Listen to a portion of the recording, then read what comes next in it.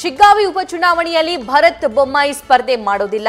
ಶಿಗ್ಗಾವಿ ಕ್ಷೇತ್ರದ ಉಪಚುನಾವಣೆಯನ್ನ ಸ್ಪರ್ಧೆ ಮಾಡೋದಿಲ್ಲ ಅಂದಿದ್ದಾರೆ ಬಸವರಾಜ ಬೊಮ್ಮಾಯಿ. ಪಕ್ಷಕ್ಕಾಗಿ ದುಡಿದವರಿಗೆ ಶಿಗ್ಗಾವಿ ಟಿಕೆಟ್ ಕೊಡಬೇಕು ಅಂತ ಆಗಿದೆ.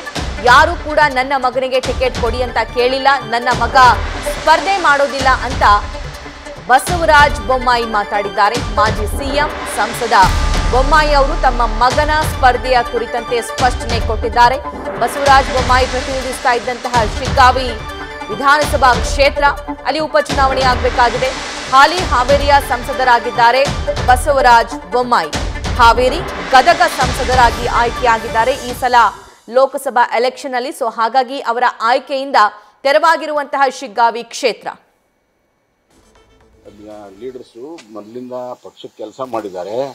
ಯಾರು ಪಕ್ಷಕ್ಕೆ ಕೆಲಸ ಮಾಡಿದ್ದಾರೆ, ಯಾರು ಪಕ್ಷಕ್ಕೆ ನಿಷ್ಠಾವಂತರಿದ್ದಾರೆ, ಯಾರು ಕಷ್ಟದಲ್ಲಿ ಪಕ್ಷ ಕಟ್ಟಿದ್ದಾರೆ ಅವ್ರು ಕೊಡಬೇಕು ಅಂತ ಕೇಳಿದ್ದಾರೆ. ಆ ಸಂದರ್ಭದಲ್ಲಿ ಜೋಶಿಯವರು ಮಾತಾಡಿದ್ದನ್ನ ನಮ್ಮ ಕಾರ್ಯಕರ್ತರು ಅಂತ ಹೇಳಿದ್ರಿ. ನಮ್ಮ ಕಾರ್ಯಕರ್ತರು ಯಾರು ಕೂಡ ನನ್ನ ಮಗನಿಗೆ ಕೊಡುವಂತಿಲ್ಲ. ಮತ್ತು ನಾನು ಈಗಾಗಲೇ ಹೇಳಿದ್ದೇನೆ, ನನ್ನ ಮಗನ ಸ್ಪರ್ಧೆ ಮಾಡುವಂಥ ವಿಚಾರ ಇಲ್ಲ ಅನ್ನುವಂಥದ್ದು ಭಾಳ ಸ್ಪಷ್ಟವಾಗಿ ಹೇಳಿದ್ರು. ಎಷ್ಟೊತ್ತು ಹೇಳ್ಬೇಕು, ಲೀಡರ್ಸು ಮೊದಲಿಂದ ಪಕ್ಷಕ್ಕೆ ಕೆಲಸ ಮಾಡಿದ್ದಾರೆ.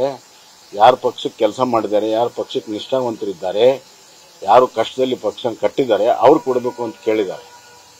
ಆ ಸಂದರ್ಭದಲ್ಲಿ ಜೋಶಿಯವರು ಮಾತಾಡಿದ್ದನ್ನ ನಮ್ಮ ಕಾರ್ಯಕರ್ತರು ಅಂತ ಹೇಳಿದ್ರಿ. ನಮ್ಮ ಕಾರ್ಯಕರ್ತರು ಯಾರು ಕೂಡ ನನ್ನ ಮಗನಿಗೆ ಕೊಡುವಂತಿಲ್ಲ. ಮತ್ತು ನಾನು ಈಗಾಗಲೇ ಹೇಳಿದ್ದೇನೆ, ನನ್ನ ಮಗನ ಸ್ಪರ್ಧೆ ಮಾಡುವಂಥ ವಿಚಾರ ಇಲ್ಲ ಅನ್ನುವಂಥದ್ದು ಭಾಳ ಸ್ಪಷ್ಟವಾಗಿ ಹೇಳಿದ್ರು.